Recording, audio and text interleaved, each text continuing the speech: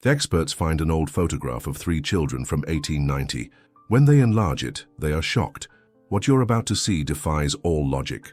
But before you continue, if you want more historical discoveries that will leave you speechless, subscribe to the channel and activate the bell. Like this video if you believe there are unsolved mysteries waiting to be discovered. In October 2023, 2 Boston collectors made a discovery that would change their understanding of 19th century photography. Emma Richardson and Jake Sullivan had attended a routine auction of the Whitmore family estate, looking for vintage photo albums for their antique business. Lot 247 seemed ordinary. 6 Victorian-era family albums for $350. But when examining their purchase, they found something unexpected.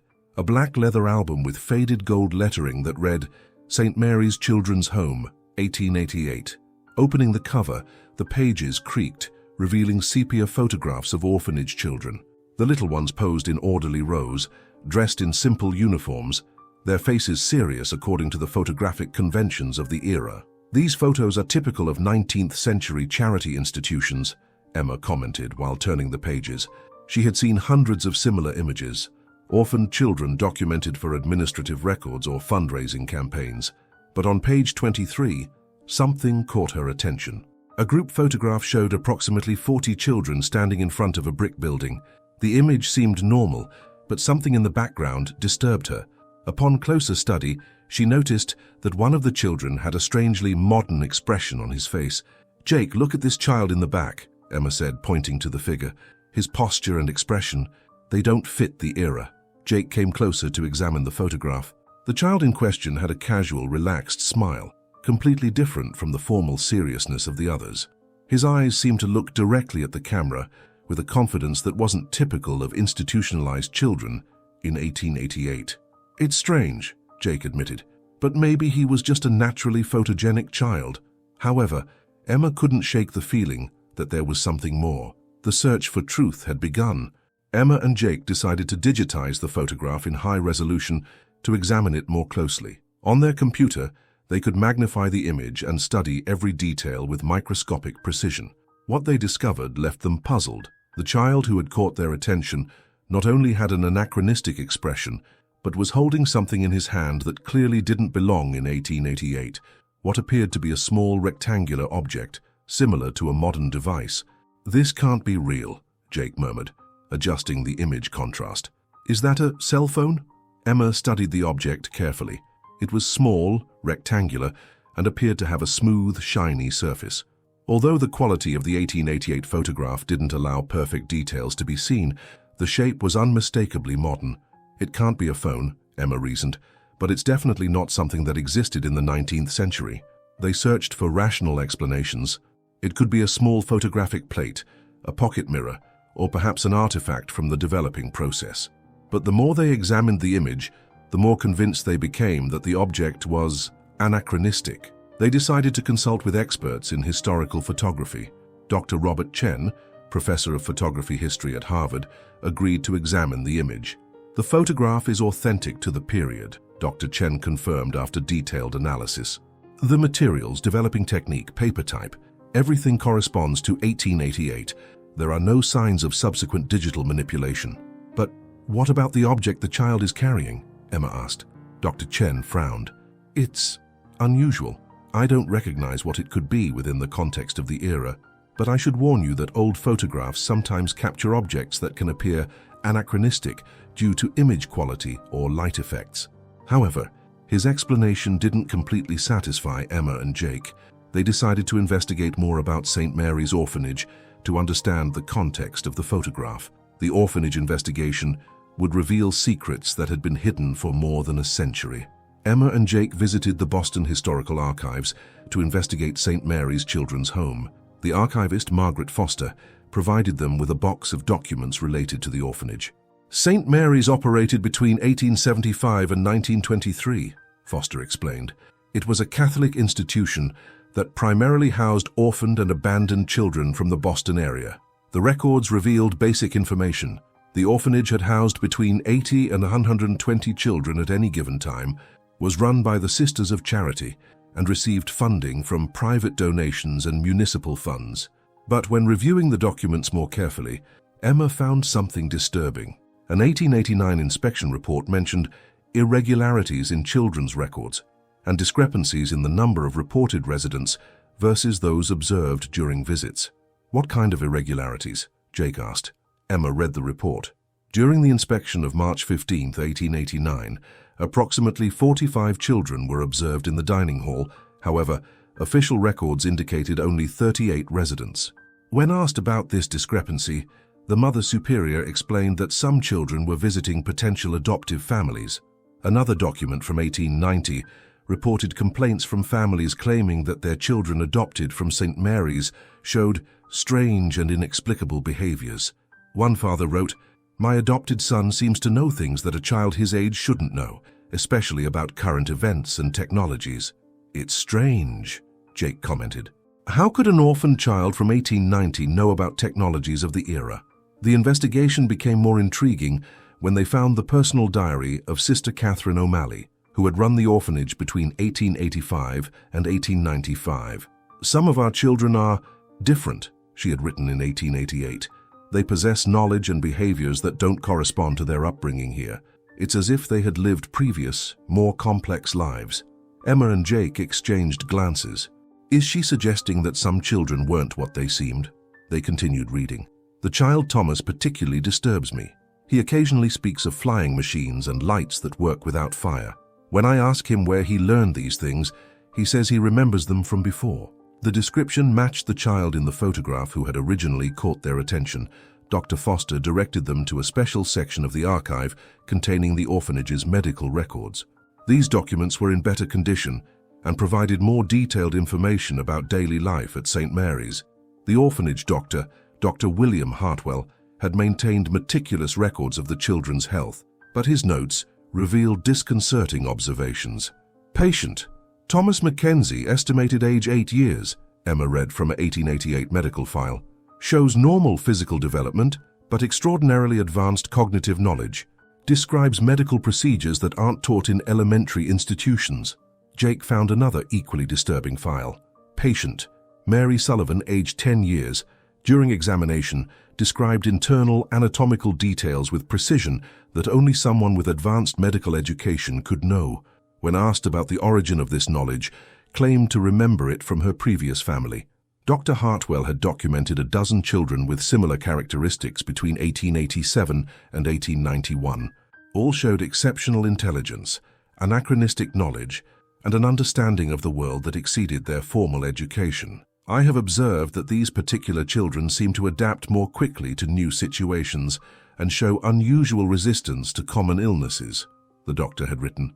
"It's as if they possessed previous experiences that prepared them for institutional life." Even more disturbing, Dr.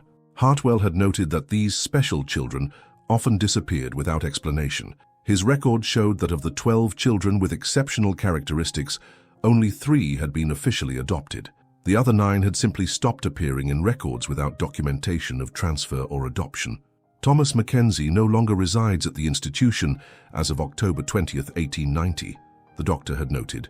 There are no adoption or transfer records. Sister O'Malley indicates that family came for him, but I cannot locate corresponding documentation. Emma and Jake began to suspect that something more complex was occurring at St. Mary's. The special children seemed to have mysterious origins and equally inexplicable destinations. "Do you think these children were different in some way?" Jake asked. Emma studied the original photograph again, or maybe someone placed them there intentionally. Emma and Jake decided to visit the site where St. Mary's Children's Home had been located. The building had been demolished in 1925, but municipal records indicated its exact location in Boston's North End. The area was now occupied by a modern condominium complex, but they found a small commemorative plaque that briefly mentioned the orphanage's existence. An elderly area resident, Michael O'Brien, approached while they examined the plaque. "My grandfather lived on this street when the orphanage was still here," O'Brien said. "He always told strange stories about that place." Emma and Jake were immediately interested. What kind of stories? He said he occasionally saw children entering and leaving the building at odd hours, children who didn't seem to dress like the others, and that sometimes there were lights in the windows after everyone was supposed to be sleeping. O'Brien invited them to his house to show them some family documents. His grandfather had been a merchant in the area, and kept detailed records of neighborhood activities. "Here it is," O'Brien said, showing an 1889 diary. "September 15th. Again, I saw unknown children near the orphanage after nightfall. They wore clothes I don't recognize and seemed to be waiting for something or someone." Another entry said, "The orphanage children I see during the day are different from those who occasionally appear at night. The nocturnal ones seem more aware of their surroundings and less institutional in their behavior." Jake asked if there were more records. O'Brien brought a box of family papers that included correspondence between his grandfather and other area merchants. An 1890 letter between local merchants mentioned, "Orphanage suppliers report inconsistent orders. Some months they request supplies for 120 children, other months for only 80 without clear explanation of the variations." Emma began to formulate a theory. What if some of the children weren't permanent residents? What if they came from somewhere else temporarily? "But from where?" Jake asked, "and why?" The answer to those questions would require deeper investigation into the mysteries surrounding St. Mary's. Through genealogical records, Emma and Jake managed to locate descendants of some children who had lived at St. Mary's. The first family they contacted was Margaret Sullivan Chen, great-granddaughter of Mary Sullivan, one of the girls mentioned in Dr. Hartwell's medical records. "My great-grandmother always told strange stories about her years at the orphanage," Margaret said during their meeting at a Cambridge cafe. She spoke of special visitors who occasionally appeared to help the children. Emma showed the photograph that had started their investigation. Margaret studied it carefully. "My great-grandmother is in this photo," she said, pointing to a girl in the second row. "But she always said there were other children at the orphanage who didn't appear in the official photographs." "What do you mean by that?" Jake asked. "According to her, there were children who came for short periods, usually when there were problems or emergencies. These children seemed to know exactly what to do to help, as if they had been there before." Margaret shared more details from family stories. "My great-grandmother said that during an influenza epidemic in 1889, several children appeared who knew medical care techniques that the sisters didn't know. They helped save many lives, but disappeared as soon as the crisis passed." The second family provided equally intriguing information. Robert Mackenzie, descendant of Thomas Mackenzie, the child from the medical files, had family documents that had been passed down through generations. "My great-great-grandfather kept a simple diary after leaving the orphanage," Robert explained. "He wrote about his memories of St. Mary's, including details about children who appeared during emergencies." Thomas Mackenzie's diary, written as an adult in 1920, contained specific memories. "I remember children who arrived during difficult nights. They knew things we didn't know, like methods to keep food fresh longer or techniques to heat the dormitories more efficiently. When we asked where they came from, they said they were from other institutions, but never specified which ones." The third family provided the most significant piece of the puzzle. Jennifer O'Malley Walsh was a descendant of Sister Catherine O'Malley and had access to the nun's personal documents that had never been officially archived. "My great-great-grandmother wrote private letters to her sister about events at the orphanage," Jennifer explained. "These letters were never intended for official records, so they're more honest about what really occurred." An 1888 letter revealed, "Dear sister, I must tell you about the special children who occasionally appear here. They come without official documentation, but always during moments when we need them most. It's as if someone knew exactly when to send them." Another letter described, "These children not only possess advanced knowledge, but seem to understand our needs before we express them. It's as if they had studied our situation in detail before arriving." With all the evidence gathered, Emma and Jake began developing a theory about what had really occurred at St. Mary's Children's Home. They met with Dr. Robert Chen from Harvard to discuss their findings. "The patterns are consistent," Emma explained, showing a timeline they had created. "Every time the orphanage faced a crisis, epidemics, food shortages, financial problems, children appeared with specific knowledge to solve those problems." Jake added, "And these children always disappeared once the crisis passed, without leaving traces in official records." Dr. Chen studied the evidence. "It's an extraordinary situation. It suggests some kind of organized program to provide specific help to the orphanage. But who could have organized something like that?" Emma asked. "And how did they know exactly when and what kind of help was needed? Perhaps there was a network of institutions that shared resources and knowledge," Dr. Chen suggested. "Philanthropic organizations of the era sometimes operated in a coordinated manner." However, their additional research revealed no evidence of such a network. No other institution in the area reported similar patterns, and there were no records of formal communication between St. Mary's and other orphanages. Emma proposed a different theory. What if there was a secret organization dedicated specifically to helping St. Mary's, maybe a group of wealthy benefactors who trained children for specific missions? That would explain the specialized knowledge, Jake admitted. But why the secrecy? And why only St. Mary's? Their investigation of financial records revealed something interesting. Between 1887 and 1892, the orphanage had received significant anonymous donations that always arrived just before or after the crises they had identified. Someone was monitoring the orphanage situation very closely, Emma concluded, close enough to know exactly when and what kind of help to send. Dr. Chen suggested deeper investigation. You should examine records from other institutions of the era to see if there are similar patterns, and perhaps investigate wealthy Boston families who might have had the resources to organize such a program. Their theory was taking shape. An organized and well-funded group had operated in secret to provide specific help to St. Mary's, using specially trained children for short-term missions. Emma and Jake expanded their investigation to examine records from other Boston charitable institutions during the same period. They visited archives of various orphanages, hospitals, and schools to look for similar patterns. Their findings were revealing. Boston Children's Hospital had reported the occasional appearance of young volunteer assistants during medical emergencies between 1888 and 1893. These young people showed advanced medical knowledge, but disappeared without leaving employment records. The Industrial School for Girls had documented visits from exchange students who taught more efficient sewing and cooking techniques, but there were no records of which institutions sent them. It's a pattern, Jake observed. Someone was sending specifically trained young people to institutions that needed help. Their investigation of wealthy Boston families led them to the records of the New England Philanthropic Society, a private organization that coordinated charitable efforts among the region's wealthiest families. In the Society's archives, they found references to a specialized assistance program directed by an anonymous committee of benefactors. The program apparently selected and trained young people to provide specific help to needy institutions. The Specialized Assistance Program has demonstrated remarkable efficacy in resolving institutional crises, Emma read from an 1891 report. Program participants receive intensive training in specific skills before being assigned to short-term missions. Jake found more details. Participants are selected for their exceptional intelligence and adaptability. Training includes accelerated education in basic medicine, food preservation techniques, teaching methods, and crisis management. The program apparently operated from a private property outside Boston, but specific location records had been redacted from the documents. This explains everything, Emma said. The special children at St. Mary's were participants in this secret training program.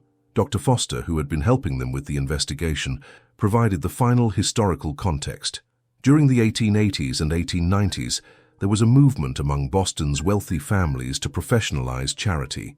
They believed traditional philanthropy was inefficient and sought more scientific methods to help the poor.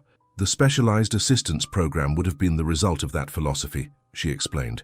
Instead of simply donating money, they were investing in training people specifically to solve institutional problems. Emma and Jake finally managed to locate the property where the Specialized Assistance Program had operated. Land records indicated it had belonged to the Thornton family, one of Boston's wealthiest dynasties in the 19th century. The property, now a state park, still contained the foundations of several buildings that had been demolished in the 1920s. With permission from park authorities, they conducted a limited archaeological excavation. They found physical evidence of the program, buried educational materials, including advanced medical textbooks, food preservation technique manuals, and teaching method guides, all dated between 1885 and 1895. More significantly, they found photographs of the program in operation. The images showed young people of similar ages to the St. Mary's children participating in intensive training, medical classes, cooking technique practice, problem-solving exercises. Here it is, Jake said, pointing to a photograph showing approximately 20 young people posing in front of a training building. These are the special children from St. Mary's. Emma recognized several faces from the orphanage photographs. They weren't ordinary orphans, they were students in a philanthropic training program. The final documents they found revealed the program's complete structure.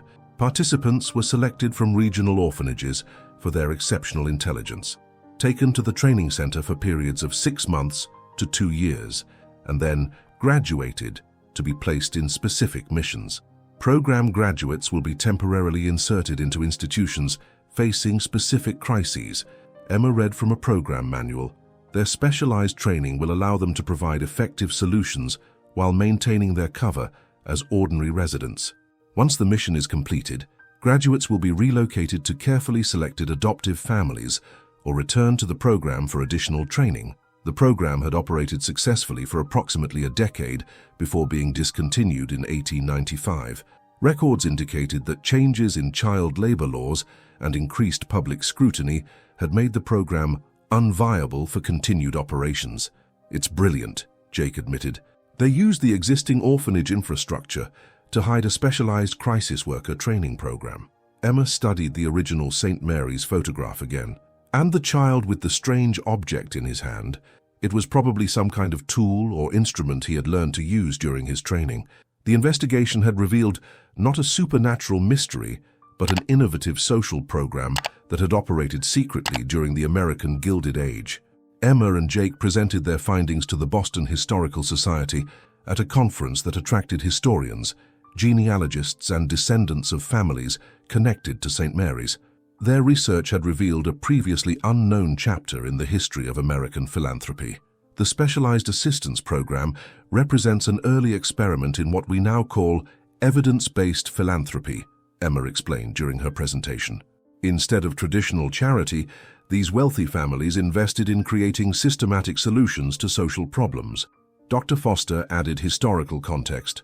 This program anticipated by decades modern approaches to social work and crisis management. The participants were essentially specialized social workers trained a century before that profession was formalized.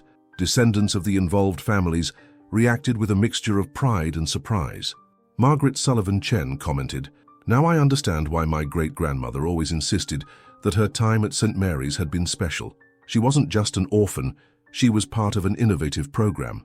The investigation also revealed the fate of many program participants. Records showed that after completing their missions, most had been placed with carefully selected adoptive families, many of whom were middle-class families that valued education. Many of these children grew up to become leaders in their communities, Jake explained. Doctors, teachers, social workers, reformers, the program not only solved immediate crises, but created a generation of civic leaders. Dr. Robert Chen from Harvard announced he would establish a research program to study the Specialized Assistance Program's methods more thoroughly.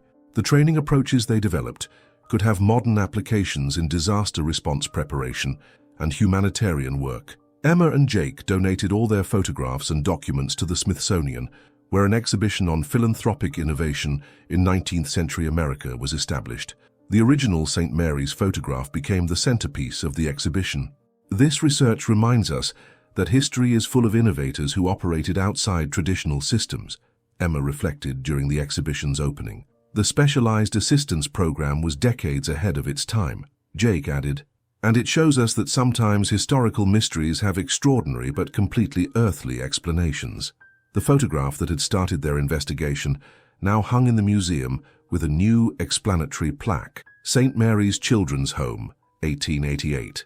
This image documents both regular orphanage residents and participants in the Specialized Assistance Program, an innovative philanthropic experiment that trained young people to solve institutional crises. The child with the mysterious object had been identified as Thomas Mackenzie, who had completed specialized medical training and had been sent to St. Mary's during an influenza epidemic. The object in his hand was a primitive medical instrument he had learned to use during his training. The St. Mary's story had ended not as an unsolved mystery, but as testimony to the innovation and dedication of philanthropists who had worked in secret to improve the lives of society's most vulnerable. Their legacy lived on in the generations of descendants who continued public service work and in the lessons their methods provided for modern humanitarian workers.